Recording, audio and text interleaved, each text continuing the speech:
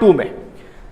Chapter 1 ही जहां से छोड़ा था वहीं से दोबारा स्टार्ट कर रहा हूं। देखो डेमोग्राफिक कंडीशन, यानी जो डेमोग्राफिक कंडीशन है, यानी ये किसको शो करती है डेमोग्राफिक कंडीशन, यानी यहां पे रहने वाले जो उस टाइम पे at the eve of independence India की जो सिटीजन थे, ओनली इंडियन थे, ब्रिटिश तो छोड़ो, उनकी तो लाइफ ऐसे आराम से जी रहे थे वो, बट जो इंडियन थे उनकी लाइफ कैसे थी, उनकी लाइफ एक्सपेक्टेंसी यानी कितने साल तक वो एवरेज जीते थे, मेडिकल फैसिलिटी कैसे थी, पढ़ाई लिखाई कैसे थी, ये सब हम कहां पढ़ेंगे, डेमोग्राफिक कंडीशन में पढ़ेंगे। ठीक है, इससे पहले मैं ऐड कर दूं, जो पहला सेंसस हुआ था इंडिया में, सेंसस जनगणना, deep study about the population of India, कब हुआ था, यह हुआ था 1881 में। लिख लो अपनी कॉपी में, नोट कर लो इसको।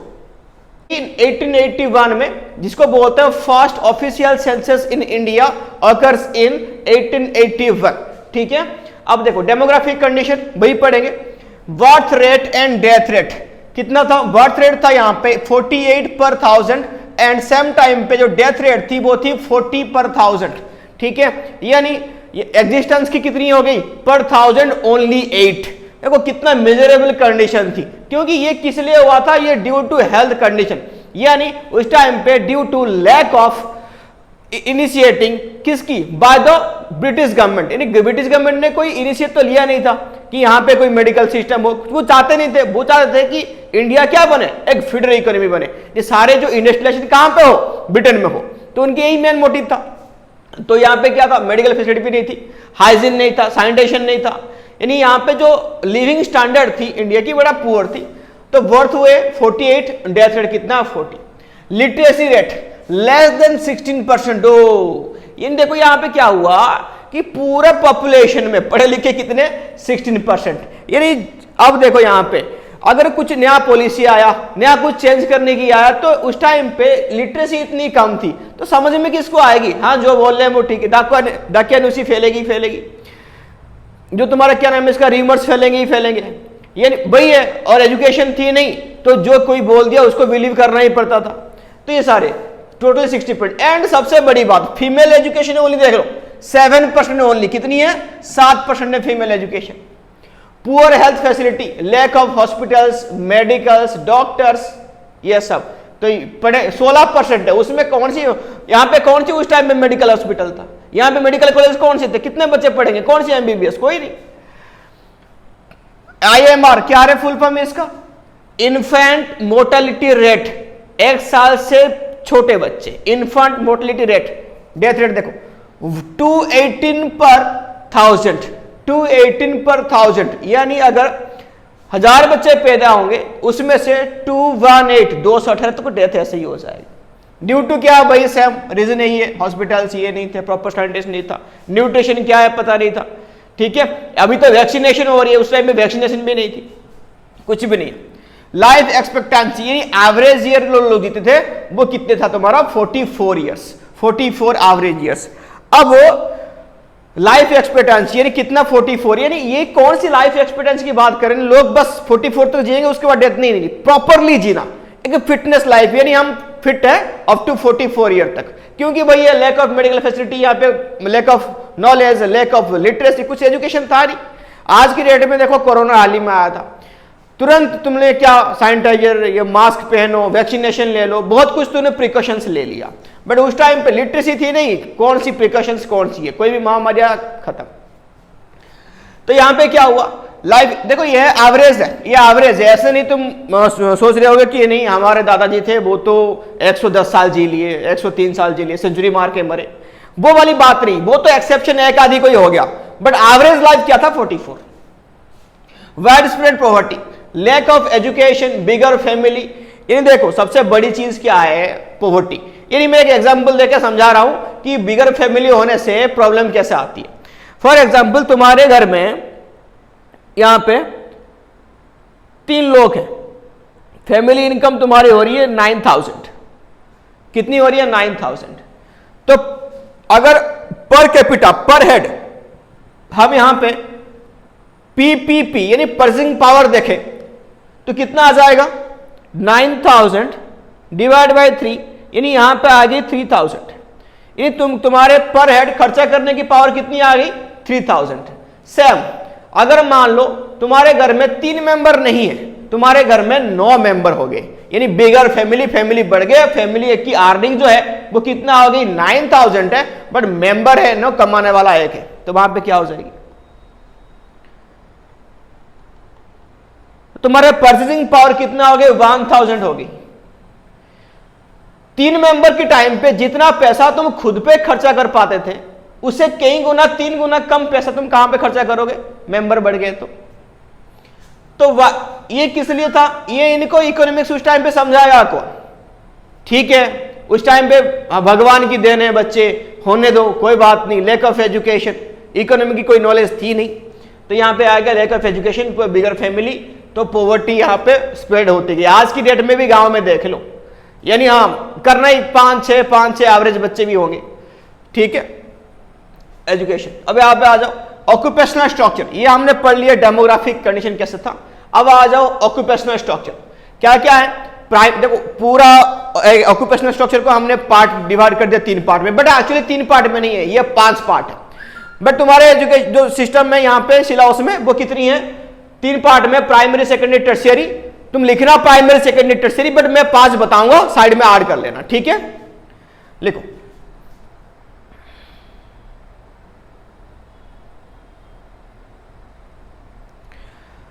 तो आ जाओ ऑक्यूपेशनल स्ट्रक्चर दिख रहा होगा, यहां पे डिवाइड कर दिया मैंने primary sector, secondary sector and tertiary sector, and यहां पे टर्शियरी जो फर्दर है उसको, और ये दोनों की बात मैं कर रहा था, इन दोनों की बात मैं कर रहा था, इन दोनों की बात मैं कर रहा था, देखो ठीक है, क्वीनरी एंड क्वाटरनरी की ये बताऊंगा बाद में, पर ये सुन लो।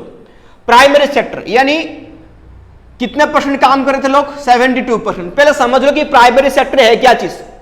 प्राइमरी सेक्टर वो सेक्टर है जहां पे हम क्या करते हैं, एक्सट्रैक्शन यानी रॉ मटेरियल यानी नेचर से जुड़े हुए सारे काम करते हैं हम कहां से, प्राइमरी सेक्टर से। For example agriculture, mining, extraction of raw material, ये सब किसके आ जाएंगे, तुम्हारा प्राइमरी सेक्टर के अंदर।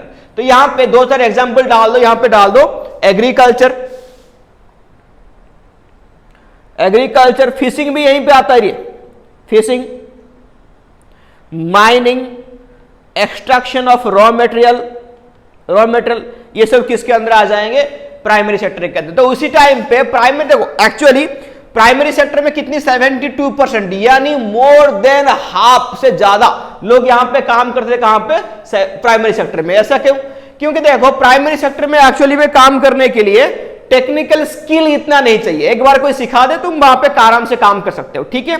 तो इसलिए एग्रीकल्चर तो आ गया, तो हमारी इकोनॉमी उस टाइम पे कौन सी इकोनॉमी थी, एग्रारियन इकोनॉमी, यानी मोस्टली डिपेंड अपॉन एग्रीकल्चर, यानी अबाउट डायरेक्टली हो या इनडायरेक्टली हो अबाउट 85% पॉपुलेशन वहां पे कहां पे थी, डिपेंड थी एग्रीकल्चर के ऊपर। तो देखो तो कितने % आएगा 72। सेकेंडरी सेक्टर यानी ये कौन सी सेक्टर है, यानी जो रॉ मटेरियल को कन्वर्ट करते हैं फिनिश गुड्स में, यानी प्रोडक्शन यूनिट्स, इसको हम क्या बोलते हैं, सेकेंडरी सेक्टर, ठीक है। जितने प्रोडक्शन यूनिट्स हैं उसको हम क्या बोलते हैं, सेकेंडरी सेक्टर। कितने % लोग काम करते हैं यहां पे, 10% लोग काम करते हैं। टर्शियरी यानी those sector which involve in providing services, यानी जो प्रोवाइडिंग सर्विस प्रोवाइड करेगा वो यहां पे क्या होगा, टर्शियरी सेक्टर कहलाएगा। कितनी है यहां पे, 18% लोग काम करते थे।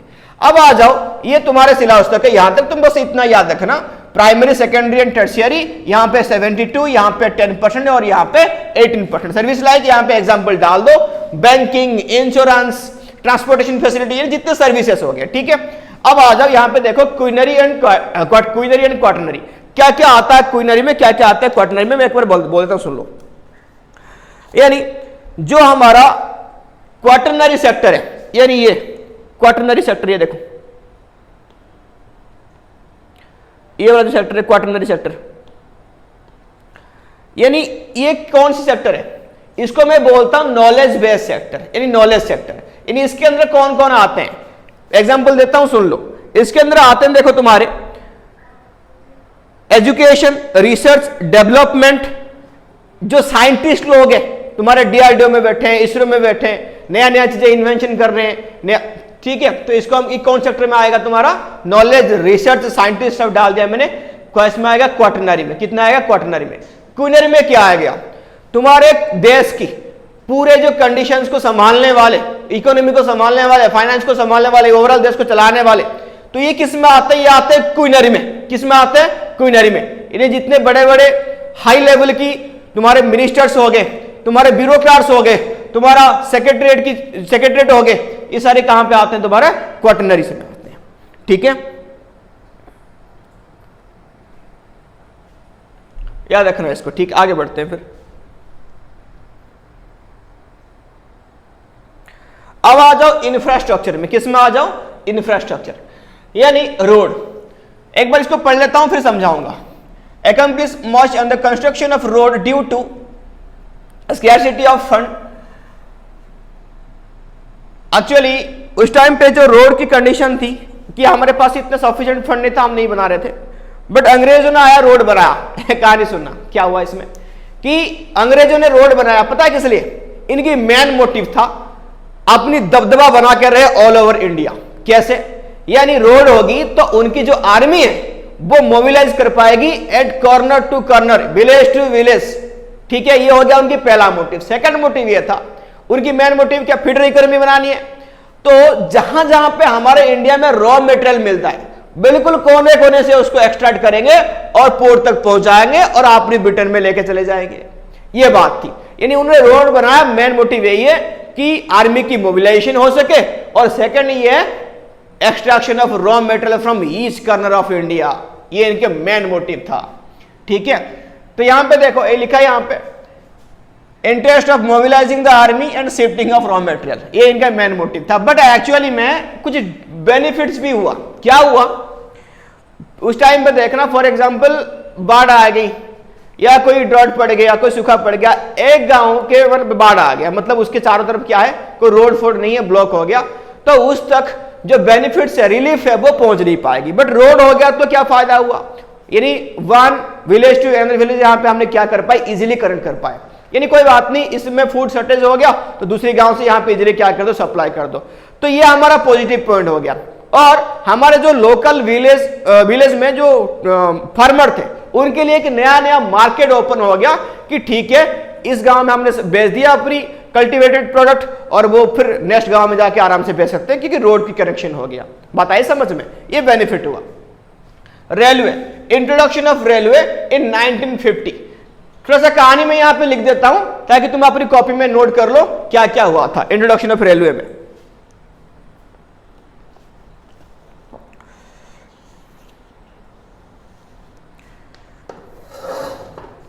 लिख लो इसमें इंट्रोडक्शन ऑफ रेलवे 1850।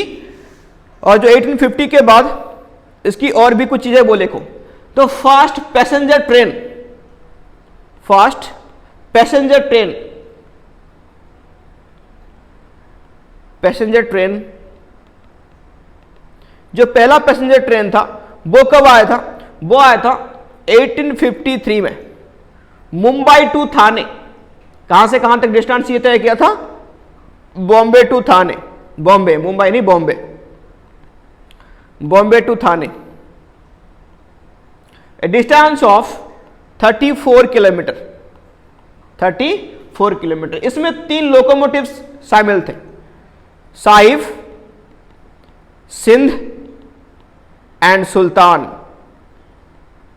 3 लोकोमोटिव्स यहां पे, 3 ट्रेनें यहां पे शामिल थे। ठीक है, 6 कोचेस थे इसमें, 6 कोचेस, बगिया हैं। तो क्या हुआ? रेलवे कब इंट्रोड्यूस हुआ? 1850 में। देख लो, पहला पैसेंजर ट्रेन कब आया? 1853 में। कहां से कहां तक चला? मुंबई टू थाने, 34 किलोमीटर की दूरी इसने तय की थी। 3 लोकोमोटिव्स थे इन लोगों को ले जाने वाली ट्रेन। कौन सी? साहिब, सिंध एंड सुल्तान, जिसमें 6 कोचेस लगे हुए थे। ठीक है, तो देखो रेलवे भी सेम है, यानी रेलवे यहां पे इंट्रोड्यूस किस लिए कराया था इन्होंने? सेम चीज होगा, क्योंकि भारी भरकम मात्रा में रॉ मटेरियल उठा के वो कहां ले सके? ब्रिटेन में इंपोर्ट कर सके। ताकि देखो रेलवे कनेक्शन कर दिया उन्होंने कहां पे? पोर्ट तक। फिर पोर्ट के थ्रू इन्होंने क्या करेंगे? देखो जो बंदरगाह है उसके थ्रू वो शिप्स में कहां लेके जाएंगे? ब्रिटेन। और उसके लिए उन्होंने ऑलरेडी सुएज कैनाल खोद के रखा है। ठीक है, तो ये इनका पूरा सिस्टम था। बट हमारा कुछ फायदा हुआ। अगर आगे एक चीज देखो, अगर सच में रेलवे आया तो बेनिफिट क्या हुआ? देखो रेलवे आया तो बेनिफिट ये हुआ कि हमारे यहां पे जो बैरियर्स थे, कल्चरल बैरियर्स थे, तो वो कहीं ना कहीं मिट गई। और हमारा जो मार्केट है, यानी अब रेलवे नहीं आता, सबसे एक प्रॉब्लम सुन दो, यानी यहां पे क्या होता, पूरा जो इंडिया छोटे छोटे छोटे क्या यहां पे कंट्री में डिवाइड हुआ था। यानी मैं यहां पे बोलता कि हम यूपी स्टेट क्रॉस होके हाँ जा रहे हैं, कहां पे, एमपी में जा रहे हैं, एमपी स्टेट में जा, सॉरी एमपी कंट्री में जा रहे हैं, तो हमको यहां से वहां जाने के लिए हमको वीजा या पासपोर्ट की जरूरत पड़ती। बात आई समझ में? तो ये कहीं ना कहीं इंट्रोडक्शन ऑफ रेलवे क्या कर दिया, दूरियां को कमी कर, मतलब कम कर दिया, है ना, डिस्टेंस को बहुत शॉर्ट कर दिया। यानी railway one state to easily आप पहुंच पाए, नया नया मार्केट ओपन हो गई, इकोनॉमी कहीं ना कहीं थोड़ा सा ग्रोथ होना स्टार्ट हो गई। बात आई समझ में? देखो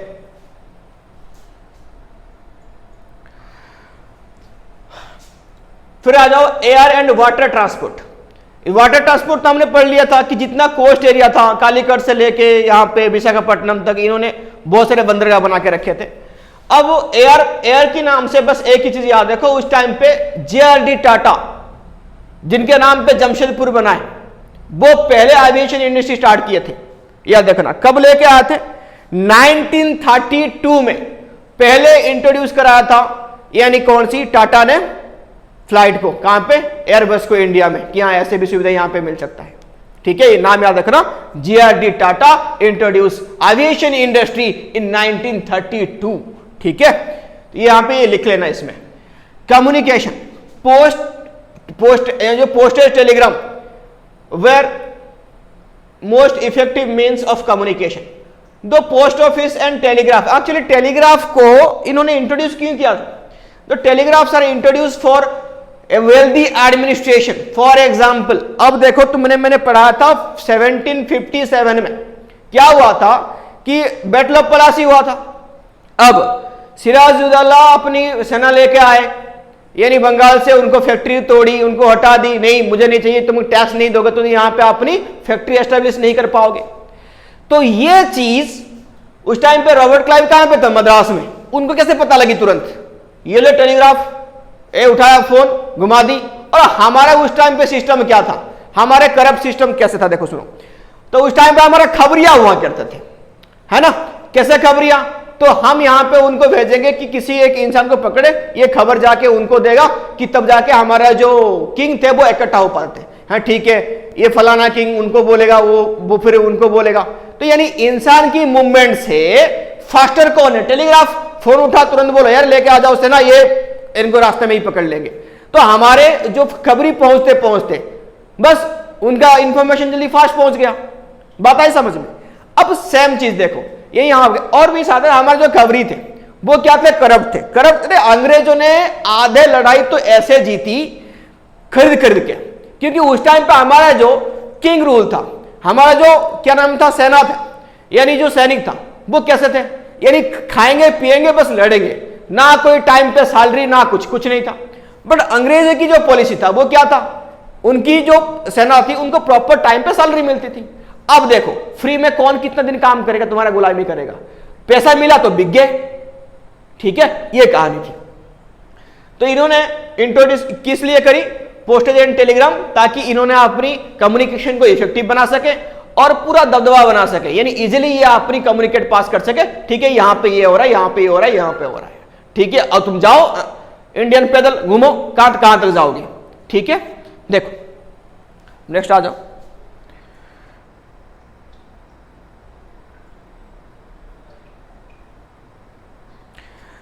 लास्ट क्वेश्चन भाई, टॉपिक चैप्टर खत्म हो गया।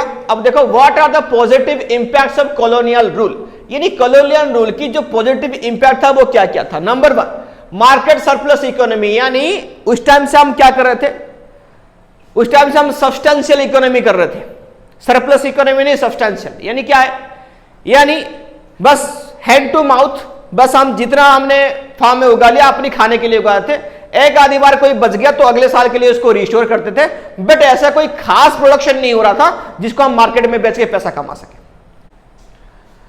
सेकंड, बेटर ट्रांसपोर्टेशन, यानी हमारे पास उस टाइम पे मैंने बोला कि रोड नहीं थी, इन्होंने रोड भी बनाई, रेलवे को इंट्रोड्यूस करा दी, ताकि क्या हुआ, मार्केट प्लेस हमारे लिए क्या खुल गया, नया नया मार्केट प्लेस खुल गया, यानी दूरियां क्या हो गई, सिमटने लगी, कम होने लगी। अब हमको भी लगा कि दिल्ली दूर नहीं है, हम भी आज आप पहुंचे ना दिल्ली में हैं। Third, shift to monetary economy, यानी जो इकोनॉमी था उस टाइम पे कोई राजा आ गया, उसके नाम पे कोई करेंसी, कोई गोल्डन करेंसी, कोई सिल्वर करेंसी, हिस्ट्री में हमने बहुत पढ़ ली है ना। बट इन्होंने क्या करी, पेपर करेंसी की इंट्रोड्यूस कर दी ताकि वह क्या इकोनॉमी फ्लो हो सके, है ना। तो यहां पे मॉनेटरी इकोनॉमी आ गया, यानी एक सिंपल सा exchange, everything is exchange through money, है ना। अब आ जाओ नंबर 4, इफेक्टिव एडमिनिस्ट्रेटिव सिस्टम। अगर मान लो सच में अंग्रेज नहीं आते, तुम आज कैसे होते कि तुम्हारे ऊपर भी कोई राजा होता, तुम उनकी प्रजा होते, डेवलपमेंट की चांसेस बहुत कम होता, ठीक है। यानी यहां पे क्या होता कि इफेक्टिव एडमिनिस्ट्रेटिव सिस्टम, यानी जो मिनिस्टर रहेंगे, फिर लोकल एमएलए एमपी, जो पूरा जो सिस्टम है इन्होंने तो एडमिनिस्ट्रेटिव सिस्टम इन्होंने बना के दिया, ठीक है रे। चलो चैप्टर हो गई खत्म, बड़ी आराम से पढ़ लेना, कमेंट करते रहना, शेयर करना, लाइक करना, मजा